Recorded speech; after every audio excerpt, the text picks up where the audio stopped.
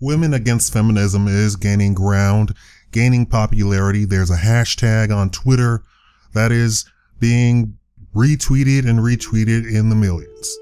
Mainstream media has even picked up on the story, and of course they don't know what to do with it, but they are reporting it. So now we have two separate camps. Actually, we don't have two separate camps, because the second camp is still going and the first camp has retired. And what does that mean? Well, feminism is broken up into two parts, and most women who claim to be quote unquote feminists are not actually feminists anymore, because the second camp has already taken over. They mean to say that they are classical feminists. Classical feminists believe in the equality of the sexes, and they believe that women should have all the rights and responsibilities of men. Classical feminists believe they have won.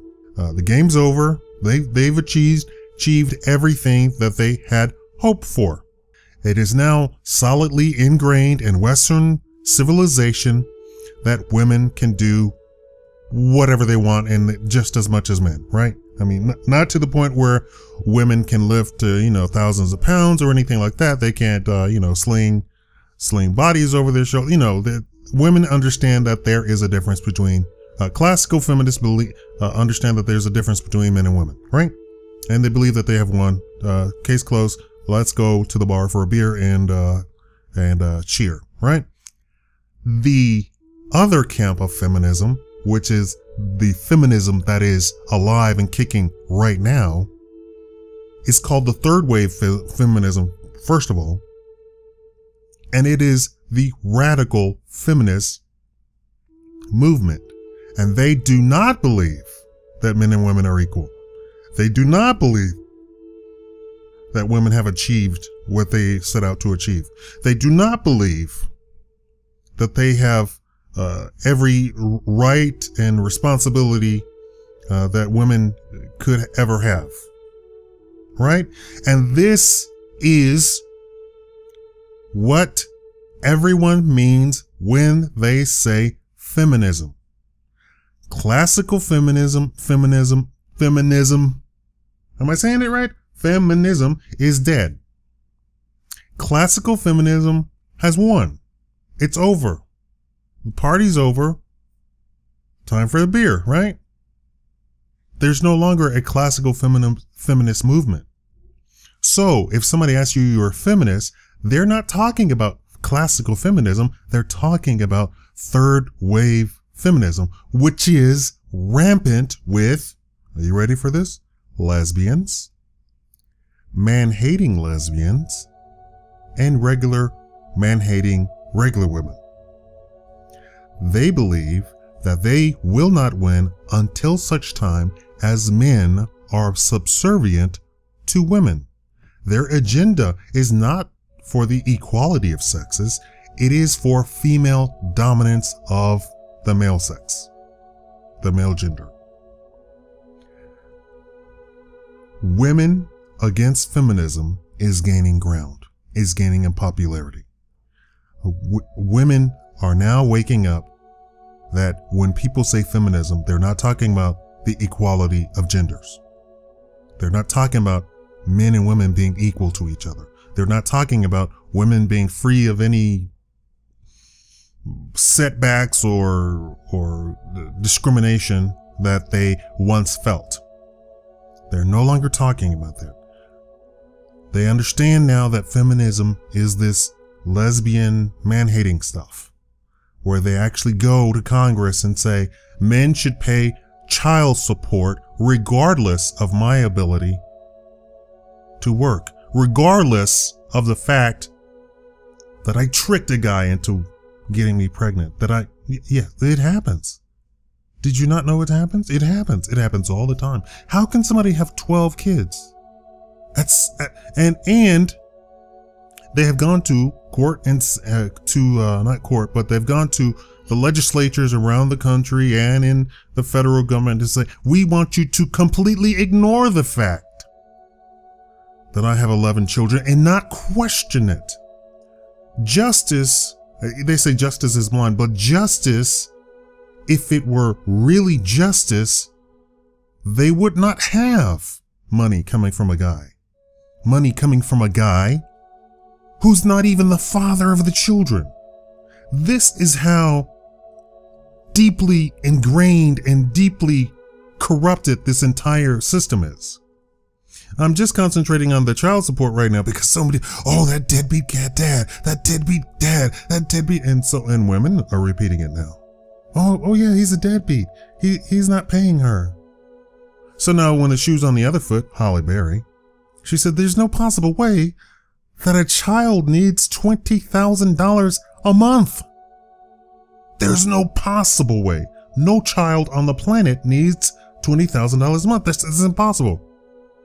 But when men say it, nobody listens. This is radical feminism. And finally, women, regular women, are waking up. And they're claiming, or shall I say they're no longer claiming that they're feminists. They say, I am not a feminist. And in fact, I'll go so far as to say I'm against feminism.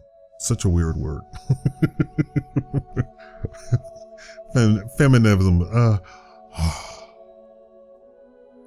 They're against feminism because they're waking up. And the more women wake up, it's geometric, right? They tell their friend and they tell their friends and boom, boom, boom, boom. You have to the 3rd power, to the 10th power, to the 50th power. They're waking up and seeing that you're not getting equality. So now if you can go to court with 10 children and get some guy to pay for the 11th child, and the court doesn't ever question why you have 10 children in the first place, 60%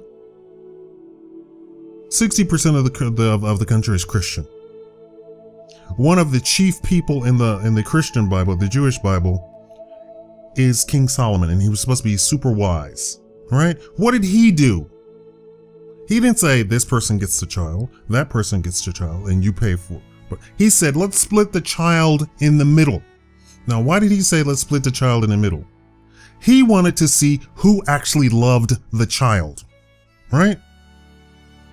Wisdom. Who actually loves the child? Who actually wants to actually take care of the child? Okay, let's cut the child in half and both of you can have a part of it. And when they cut the child, I believe when they cut the child, the man said, oh, no, never. She can have it. If you're going to cut it in half, she can have it. And then he awarded the child to the man, right? Because the woman didn't actually want the child. She just wanted the man to suffer. And this is exactly what this movement is doing. They just want men to suffer. There is a court case on Judge Judy. Judge Judy is actually based on they actually bring them real cases, and they agree that once they come on the show that whatever Judge Judy says actually goes for them. That's how they're set up. She's serving in the place of an arbiter, right? And the woman said, this woman owes me this money. And so the plaintiff said that she gave money to the woman and that she owes her the money back and she never repaid her, right? Okay, well, the defendant has 5 children. So Judge Judy said, you have 5 children. Why do you have 5 children? Because you made a decision to have 5 children. Well, I can't really afford to do all this stuff. Do you have a job? No, I don't have a job. I have 5 children. Okay, so your decision was not to work and instead have 5 children, which you cannot afford. Right. But she has all the money in the world. She can afford to give me money. And she said it was a gift. And then, she's getting hyper. She's getting hyper.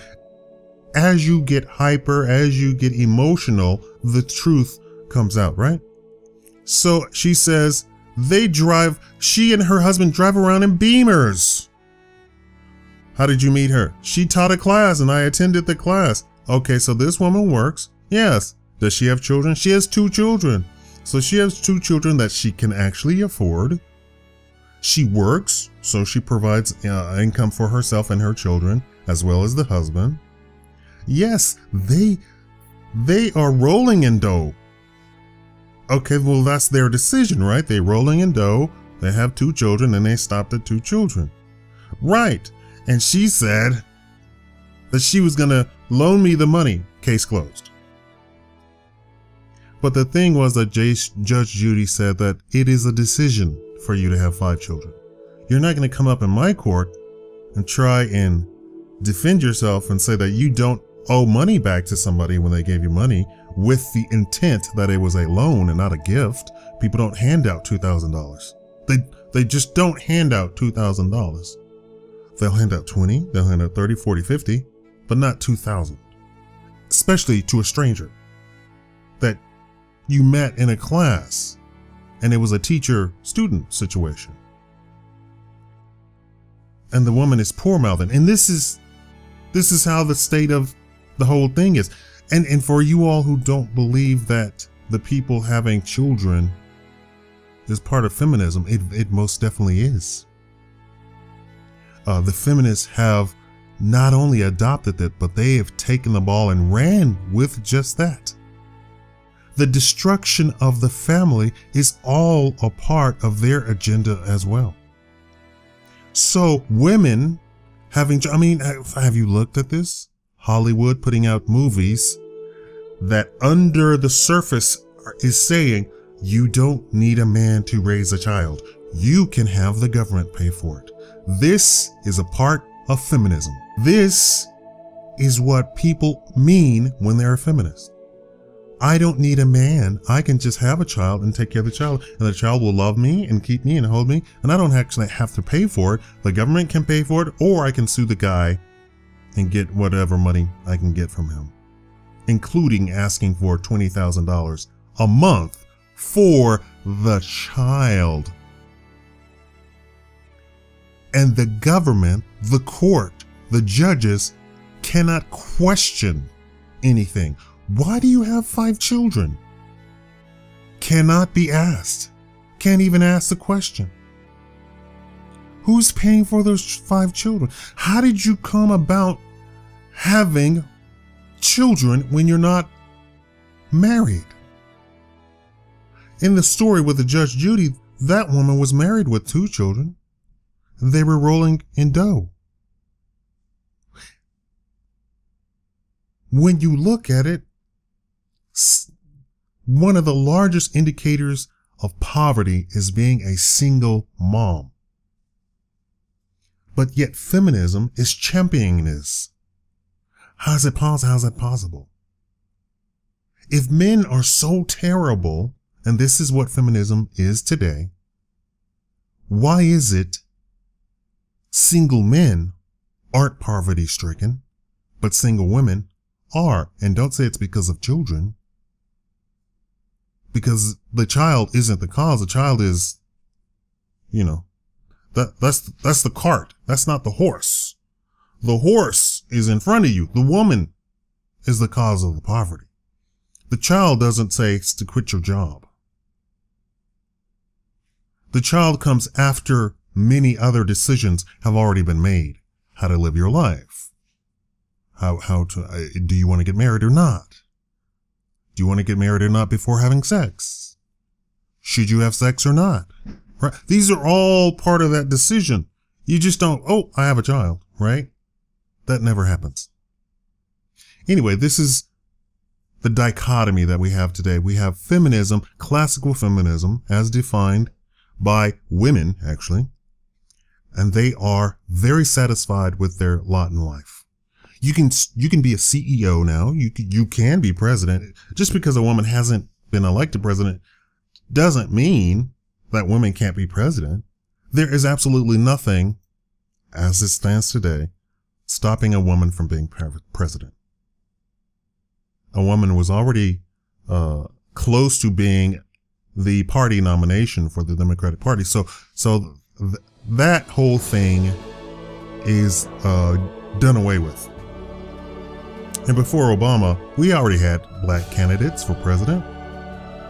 Actually, many times. Much better candidates as well. But for some reason, the first one turned out to be this horrible guy, this communist guy that everybody voted for. Well, not everybody, but over half the country voted for, right? And wanted to win. Hashtag women against feminism. I think it's time all the women wake up and understand what is really going on. Thank you for watching the Shikama Live Show. Please give the video a thumbs up.